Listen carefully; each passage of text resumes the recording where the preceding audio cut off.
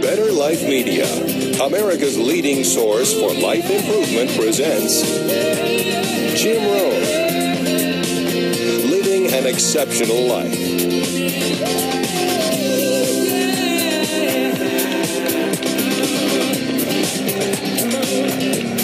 Hey, thank you. How's everybody?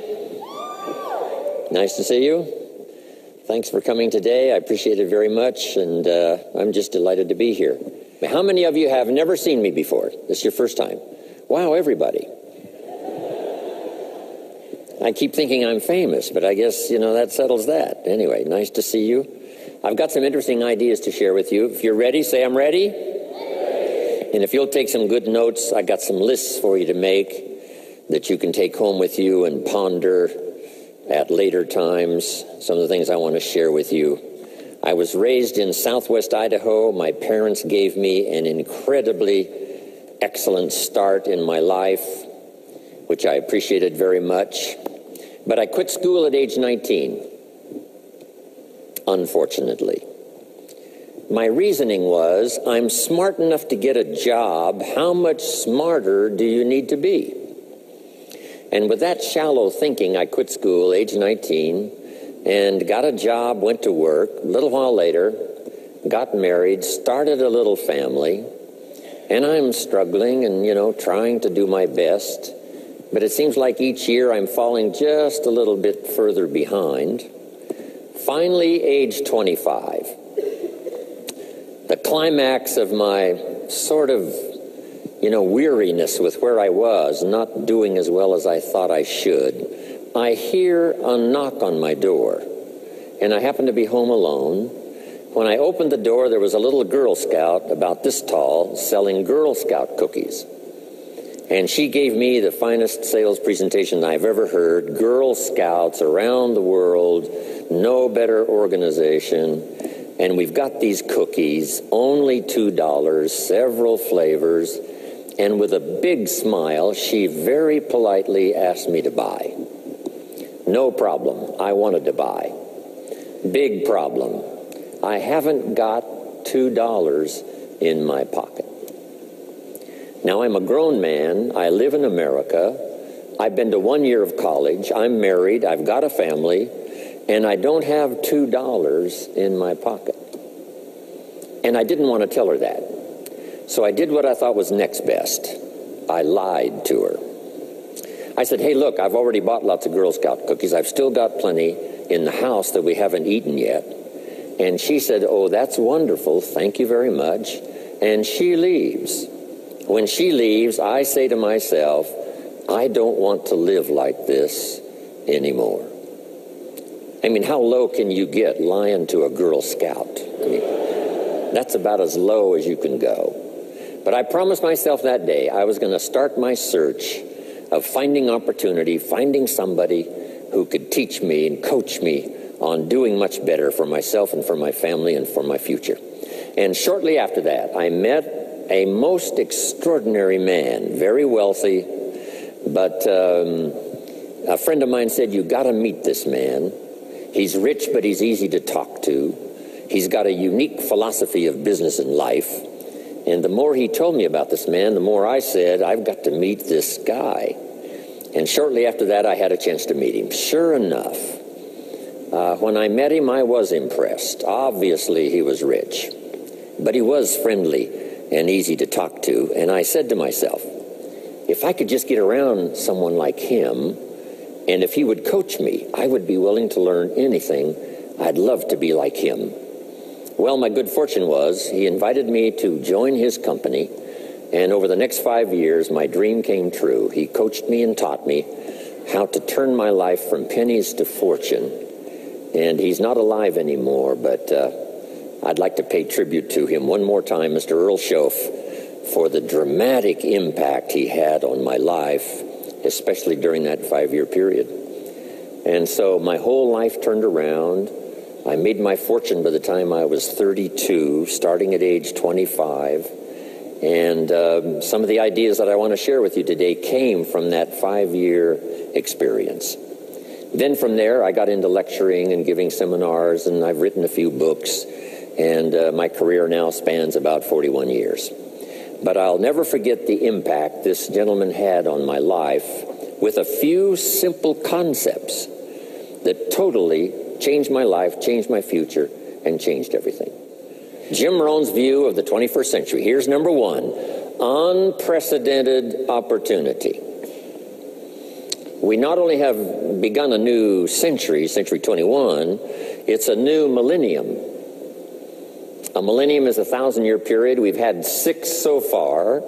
This is the beginning of the 7th millennium, and some scholars tell us that this could very well be an extraordinary time for the human race, this 7th millennium. And there's probably a lot of good reason that that is probably true. Unprecedented opportunity. We've now got the technology. We pick up a telephone now and talk to somebody on the other side of the world. Transportation now is so easy. I get on an airplane in Los Angeles, and 13 hours later, I'm in Tokyo. 5 meals, 3 movies, and you're there. I mean, you know, it's a simple deal. Anyway, we've got technology, we've got transportation, we've got all the rest, right? So this is going to be a time of unprecedented opportunity in every field you can imagine, every industry, every country. It's going to be the greatest period of opportunity time in the history of the human race, the 21st century, especially these opening years of the 21st century. So that's number one, unprecedented opportunity. Now here's the second note to take. Now also keen competition, because we now play the world game. And it's not just competition across the street and company to company and, you know, division to division and, you know, company to company. Now it's worldwide competition. A job now becomes available. Does it go to someone in Minnesota or someone in India? Worldwide competition. So now you've got to be ready to cash in on the opportunity, but you've also got to be ready for the competition. So I've got some interesting ideas on how to be prepared for both opportunity and competition in these opening years of the 21st century. Here's some of my best advice. Number one, you've got to have more than one skill. It's okay to have one skill, but I'm telling you, if you want economic safety for the future, especially this century, my personal opinion, you need more than one skill. We've seen people, right, the last 15, 20 years that only had one skill, worked for this company for a long time. The division the guy worked for got chopped, eliminated. Now he loses his job. Now he tells us he's in economic distress. Why would that be? Simple answer. He only had one skill. So for economic safety for the future, my personal advice, you gotta have more than one skill. In fact, it led me to my first fortune, and that was learning more than one skill. I started learning these extra skills in Idaho, where I grew up. I knew how to milk cows, but it didn't pay very well. Then someone gave me this incredible advice. If you want to lay the foundation for a future fortune, you've got to learn more than one skill. And I started that process age 25. Here's the first one, and I started part-time, a little sales job that I got. A product that I believed in, learned how to present it well enough for somebody to say yes, gave excellent service so that that would lead to multiple sales, and this little extra part-time job in sales absolutely started multiplying my income. From milking cows, now I've got this ability now to start getting customers, keep them serviced, and make some money in this extra skill. So now I've got 2 skills, milking cows and finding customers. Here's the next skill I learned, just to give you a quick list. Next was finding good people. If you've got a little enterprise going and you need some people, you have to just go look for them. And when I learned this skill, finding good people for my little enterprise, I couldn't believe how it drastically changed my income. My income now starts to multiply, not just increase. So now I've got what? 3 skills: milking cows, getting customers, finding good people. I'm on my way. Here's the next one that paid me big money, in case you're interested, and that's organizing. Organizing simply means getting people to work together. Big challenge, but if you learn this skill, getting people to work together, they pay extraordinary money. Here's the next one that really increased my income substantially, and that's promotion and recognition.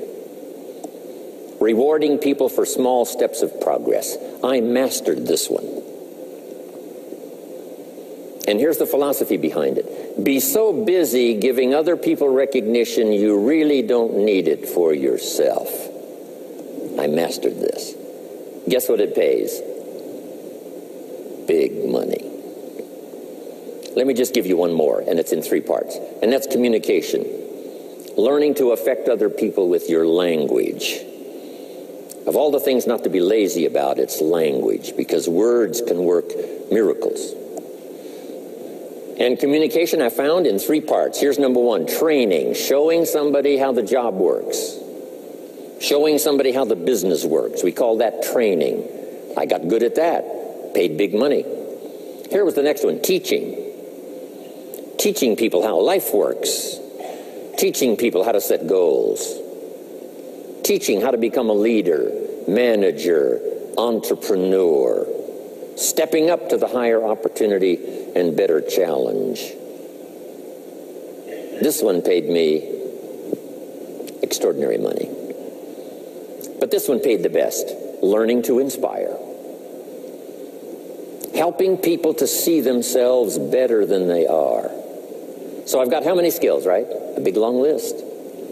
So safety, economic safety for the future, especially the opening years of the 21st century. Learn more than one skill. Here's number 2. It would be good to learn more than one language. Some of my business colleagues who speak 3 or 4 languages earn $3-4 million a year. One of my friends, Leon Weisbein from Russia, I remember when he was making $3 million a year, he spoke 3 languages. Here's what he said: I think I'll learn another language, make another $1 million. Those extra languages are so valuable. When I travel the world, I got to find somebody that knows more than one language, or I'm in deep trouble. If you think the time has passed you by to learn that 2nd, 3rd language, make this note. You heard it from Jim Rohn. Give it as a gift to your children. The 2nd language. Maybe that'll inspire them to learn the 3rd language, and then no telling where it might go from there. I asked a school teacher one time, how many languages can a child learn? Here's what she said: as many as you will teach them. They don't lack capacity, they don't lack intelligence, they certainly don't lack curiosity. They only lack a teacher. So you got my good advice now? More than one skill, more than one language. Here's the rest.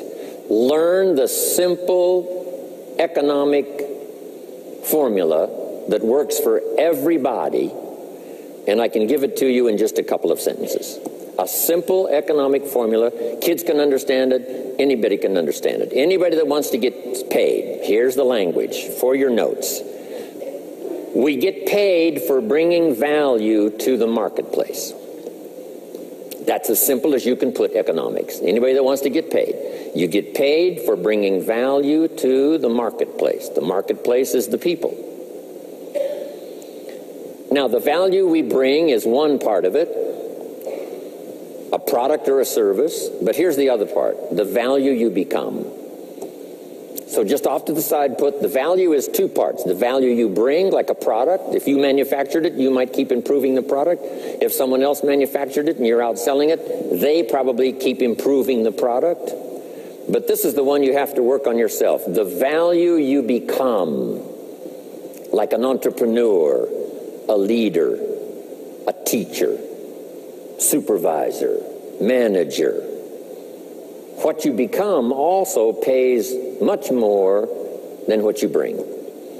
Once I understood that, then here's what my mentor said. Go to work on yourself harder than you work on your job. If you work hard on your job, you can make a living. Then he said, if you work hard on yourself, you could make a fortune. So I worked hard on my job and made a living, but I learned, starting with those extra hours per week, learning these extra skills, I started working on myself. And here's a philosophical phrase everybody should take home. Here it is. Success is something you attract by becoming an attractive person. Success is not something you pursue. It's what you attract by becoming attractive. By becoming attractive to the marketplace. What would do that? Multiple skills, multiple languages, and then some of the things I'm going to talk about the rest of the seminar. So, now what else would help you to be attractive to the marketplace besides more than one skill and more than one languages? I've divided it into five simple, basic fundamentals of ideas to ponder and think about that will increase your value to the marketplace, could perhaps, like it did for me, multiply your income by 2, and then multiply it by 3, and then multiply your income by 4, and then by 5, and once you get there, it's not that difficult to multiply it by 10, because all you have to do is make sure you become more valuable and more valuable and more valuable. You don't have to work on the economy, because here's the first note. Each person's income is determined primarily by their philosophy, not by the economy. Once I understood that, then I said, well, I don't have to go to work on the economy. And the answer was no. You only have to go to work on yourself to make yourself more valuable. So now here's 5 things I want to share with you. And the first one is your personal philosophy. What could get you more prepared and ready for cashing in on the opportunity of the 21st century? And here's the first one, personal philosophy. Your personal philosophy is like a guidance system that helps you make decisions what to do, what not to do. From the information you get and what you learn and what you know, we decide. Maybe your philosophy would have been 5 years ago never to attend seminars like this. You just didn't go. Now 5 years later, here you are. Something happened along the way to change your mindset, saying, hey, for the money and the time, if I just get one good idea and walk away, it certainly is worth the money and the time. So now that little amendment in your philosophy, you now say, I'm going to regularly go, because it doesn't take but a few ideas to make a great difference in your income, personal life, social life, and all the rest. So now you know that's valuable. A change of mind, a change of idea. So that's what personal philosophy is all about. The more we learn, the more we know, the better we're able to make better decisions about 2 major things. Your philosophical guidance system does 2 things. For your notes, number 1, helps you to see the dangers on one side, so you can avoid those. But here's what else your guidance system does. Personal philosophy helps you to see the opportunities on the other side, so that you can expand those, maximize those. And here's what that's called. The game of life is to minimize the dangers and maximize the opportunities. And the more we know and the more we learn, the more experience we gather in sessions like this, from the sermon on Sunday morning to the books we read and all the rest, helps us to keep continually adjusting our philosophical guidance system so that we minimize more dangers, maximize more opportunities. That's really the game of life. I couldn't put it much more simply. So number 1, we're affected by what we know. Now, how do we know more things and learn more things that'll help us readjust our thinking so we can avoid the dangers, maximize the opportunities? Here's number 1, learn from personal experience. One way to learn to do something right is what? First do it wrong, right? Mess up, and then you say, wow, that was costly. I'm never going to do that again. So one way to learn to do it right, first do it wrong. Sometimes a negative experience turns out finally to be positive. They say if you survive your first heart attack, you may now live to be a very old person. Why is that? Well, that first heart attack, if you survived it, is called a wake-up call. And maybe the doctor said, one more of these and you're history. And you said, wow. And you make it for the health food store. And you start reading every book you can find on good nutrition, how to avoid another one of these heart attacks, and you start jogging and start walking and doing all of the stuff, and this total change of lifestyle could now save your life and cause you to live to be a very old person. Here's what my mentor said, that's some of the best advice I ever got. He said, Mr. Rohn, if you will change, everything will change for you. If you'll start making personal changes, your income will change, your health will change, your future will change, everything will change, if you're willing to start making the changes. So sometimes a negative experience now causes us to really make a sudden shift in our philosophical guidance system that says, hey, I'm never going to let this happen to me again. Fantastic. Now here's the next way to learn, and that is to learn from other people's experiences, whether they are negative or positive. It's too bad failures don't give seminars like this. Wouldn't that be good information? Now, we don't want to pay them, so they don't lecture, but their information would be valuable. If you know a guy that's messed up his life for 40 years, you have to say, John, would you spend a day with me? And I will bring my notebook and take good notes. A good-looking guy like you, beautiful family, every reason to do well, threw it all away. Teach me how for the last 40 years you messed it all up. And he tells you, and you take good notes. Learning from the negative side of someone's experience. If somebody tells me these eggs are rotten, I'm not going to make an omelet and try it, right? I'm just going to take their advice and their know-how. So, learn number one from your own experiences, learn number two from other people's experiences. And my mentor taught me to always keep a journal. Here's what he said, don't trust your memory. If you want to live a dynamic life, multiplying your income, multiplying your future, be a good student. If a good idea comes your way, write it down, then ponder it, then perhaps go do it. Okay. Now, your philosophy comes from what you learn, comes from what you know, comes from other people's experiences. 3 ways now to learn from other people. Here's number one, learn from what you see. One of the great watchwords of these early years of the 21st century, pay attention. If you just watch, you can pick up clues. Success leaves clues. And if you'll be a better observer of the winners and the losers, those that are doing well and those that are falling behind, and just take mental notes and good notes and say, I'm going to adjust what I'm doing based on what I see. Here's number two. We learn so much from other people based on what we hear. Here's good advice on that. Be a selective listener. Listen to voices of value that have experience, ideas, reputation, something valuable to share. Now here's number 3. Read all the books. Now there's millions of books, so you can't read all the books. But make this note. Read all the books you need to read to make you as wealthy as you want to be, as healthy as you want to be, as prosperous, as productive, as unique a human being as you want to be. Read all of those books. Don't leave those books go unread. My mentor got me started on my library when I was 25. I got one of the best. If you saw my library, you would be impressed. I haven't read everything in it, but I feel smarter just walking in it, right? My library. I was smart enough to buy it all. Now I got to be smart enough to read it all. Now jot this down. When you do read, you have to sort through what you read and decide which is valuable to try. That's part of the process of learning.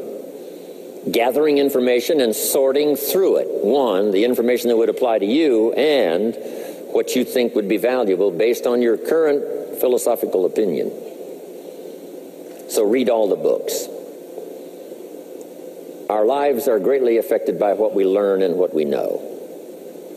Now, here's number 2 of these very basic 5 things I want to share with you. First, your personal philosophy. Here's number 2, your attitude. First, we're affected by what we know. When I talk to the kids in high school classes, college classes, that's the first thing I tell them. Get the information while you're here. Right? Nothing worse than being stupid when you get out of school. So get the information. Being broke is bad, but being stupid is what's really bad.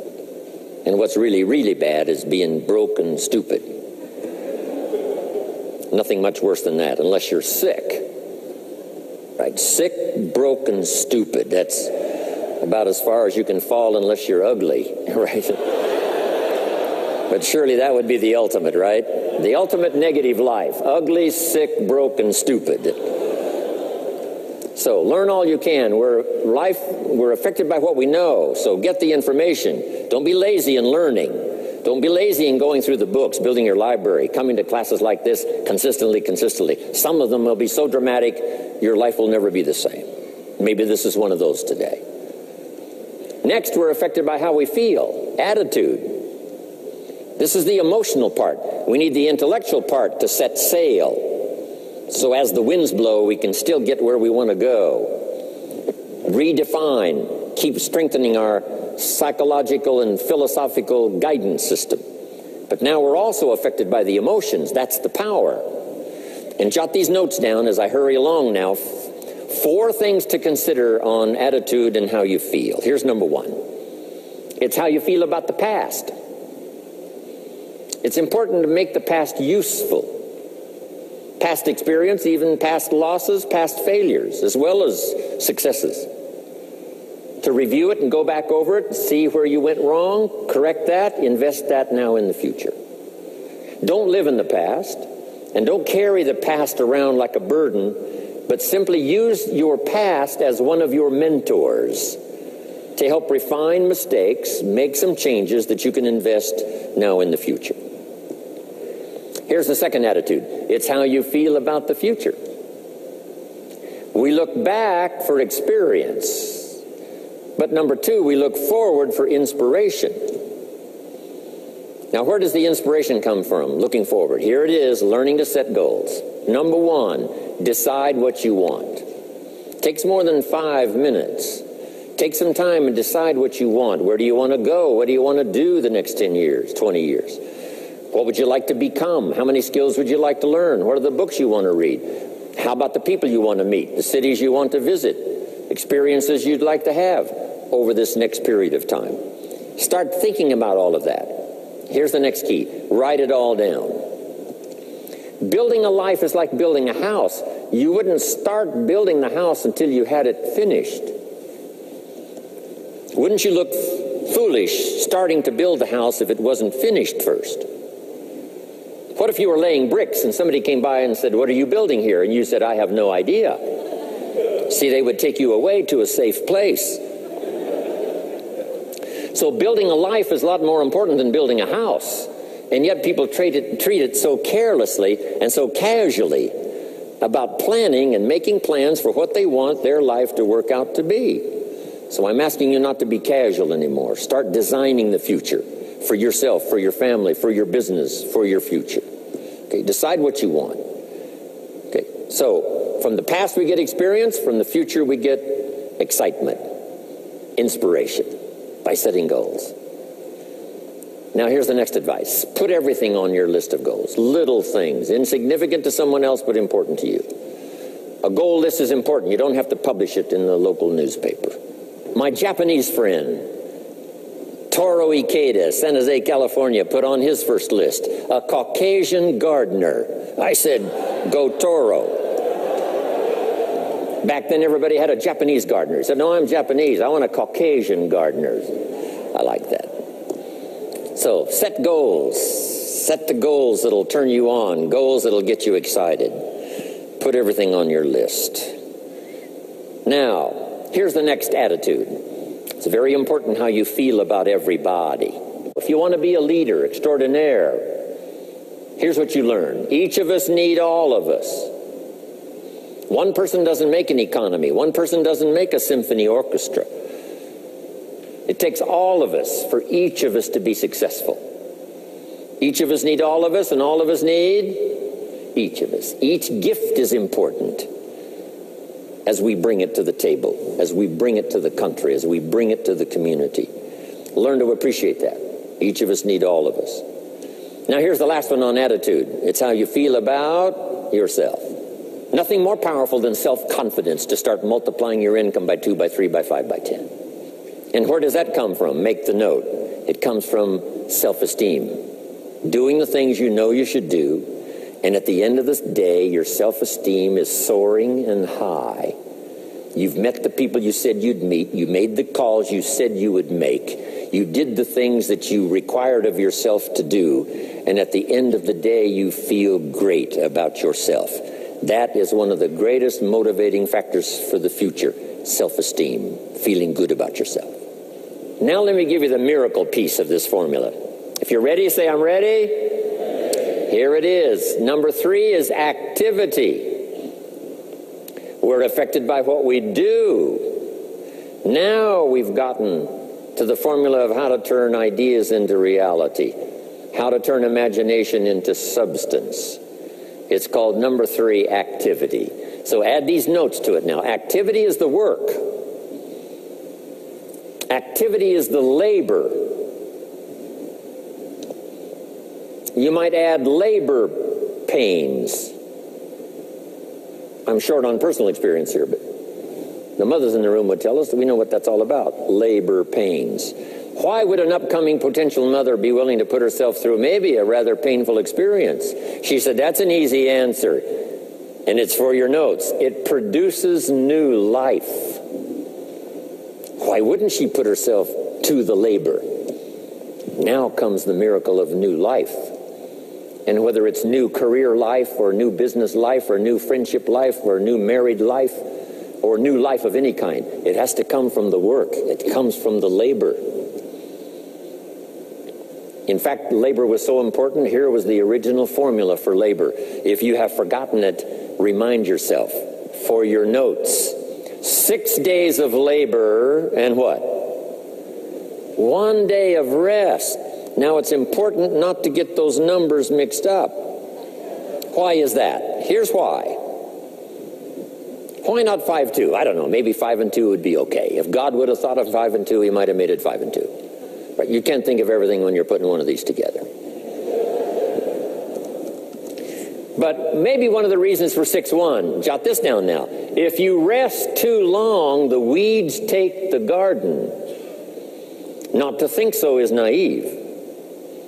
As soon as you've planted, the busy bugs and the noxious weeds are out to take it. So you can't linger too long in the rest mode. You've got to go back to work.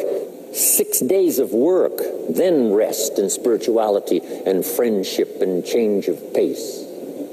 And then go back over the last 6 days. What did I do? What did I miss? Who did I miss? What happened? So that I can invest those corrections in the next 6 days of higher productivity. Have you got that now? 6 days of work, 1 day of rest. Don't get the numbers mixed up. Activity. Now, activity finishes the miracle.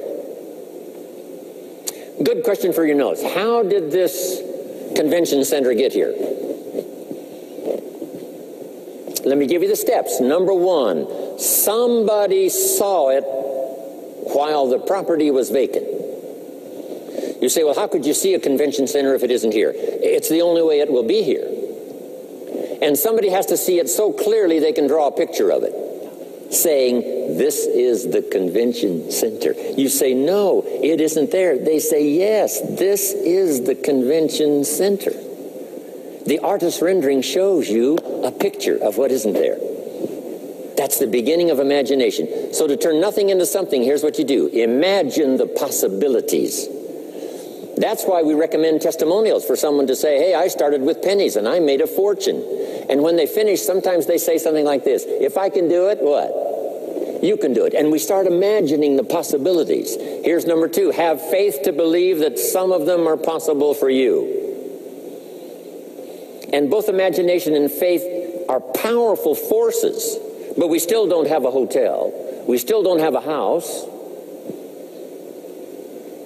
Even though those are powerful forces, it is the beginning. Now, imagination and faith must be deposited in activity or it is wasted. But the finishing touch of the miracle process is now, go to work. Go to work and build a better career. Go to work and build good health. You can't have good health without the work. When did we start hearing that phrase? No pain, what? No gain. You got to do the work. You can read all the books until you're wise. You can have faith and believe until it is extraordinary. But now you must go to work. And if you'll learn to appreciate the work that produces the miracle of good health, the miracle of a career, the miracle of a relationship, the miracle of a fortune. Only humans now can do this. The birds of the field can't do it. No other life form can imagine and create something from nothing. Have faith and then build it and make it real. Only humans. It's an extraordinary gift. Depends on how often you use it. So number one of the ideas I wanted to share with you to make this an extraordinary opening year century for you is philosophy. We're affected by what we know. Second is attitude. We're affected by how we feel. Third is activity.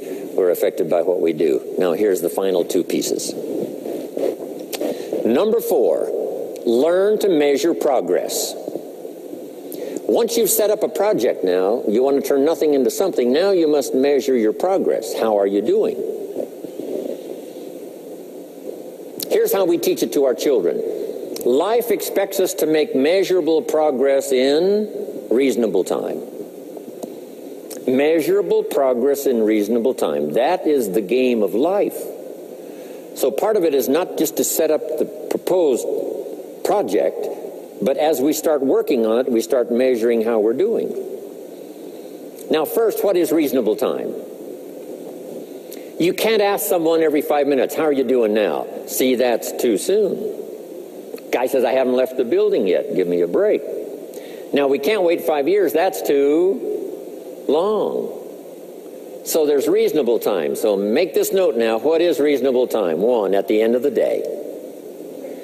A conversation a father should have with his daughter today, because the magic is there. If he waits till tomorrow, the magic may be gone today. Next is a week. Make that note. Usually we get paid by the week. Somebody adds up our value to the marketplace, out comes the check. The next week, somebody adds up our value to the marketplace, out comes the check. What I learned to do is to change my value to the marketplace so the check kept getting bigger and bigger and bigger. I didn't have to change the economy, I only had to change myself. Measure your own progress. Success is a numbers game. We demanded of our children, how many years do you want your child to spend in 4th grade? Approximately. About 1 year, right? You say, well, if they're nice kids, would you give them 3 or 4 years? You say, no, this is not a nice game. This is getting ready for the future. This is getting ready for the challenges and the opportunities. You can't linger in 1 grade more than 1 year. Now make this note. The same should go for us as adults. Don't linger more than 1 year in 1 grade of learning. Adult, management, entrepreneurship, leaderships of all kind. Keep up the pace of learning. Okay. The numbers. Measure. Count. Now here's the key. Face the truth. If you're only making this much progress, you know, there's no use trying to kid the world, no use trying to kid anybody else, and especially don't kid yourself. If in a period of time you've only made so much progress, you just got to swallow hard and say, this is the truth. I've got to face it. Now, what could I do to start increasing my progress and make my health better, make my income better, make my investments better, make my value to the marketplace much better, get busy learning the 2nd skill and the 3rd skill and the next language and the next language to increase my value. I got to get busy and do that. See, if you will do that, I promise you, one of the greatest motivating factors in the world is progress. And if you'll measure it, you'll get excited. Now here's number 5 of the 5 major things I wanted to share with you to make these opening years of the 21st century really pay off for you. And here's the word: lifestyle. Learning to live well, because the ultimate essence of life is not a Ferrari. The ultimate essence is not a home. The ultimate essence is not a bank account. It's not $1 million. It's not a fortune. Here it is. The ultimate essence of life is learning to live a good life. That's the key. Whether you have modest resources or whether you have mega millions, either way, the real key is learning to live a good life. And so in my closing 5 minutes, let me give you what I think is a good list. Now, this is the short list. In other presentations, I cover a longer list, but this is called Jim Rohn's short list for living the good life. Here it is. Number 1, productivity. You really won't be that happy if you don't produce. And here's the next bit of advice on that. Produce to the max if you possibly can. To produce a little is okay. To produce enough is okay. To produce some to get by is all right. But why not try productivity to the max? Andrew Carnegie, who built the steel industry back in the 30s, here's what Andrew said.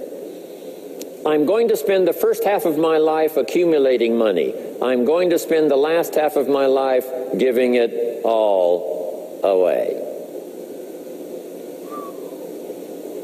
He got so inspired by that goal that the first half of his life he accumulated $400 million, which back in the 30s was a lot of money. A mega fortune. Guess what he did the last half of his life? He gave it all away. I got a good question for you as we close. Here's the question. What's got you turned on? What's got you up early? What's got you eager to face the day?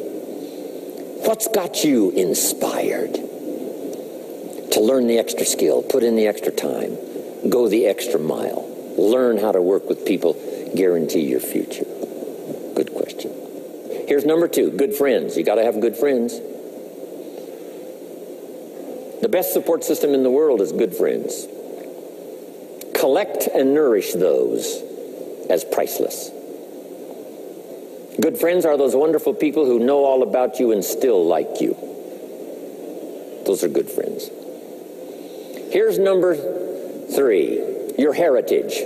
What's made America so unique among all the nations of the world and the greatest experiment in the history of the world?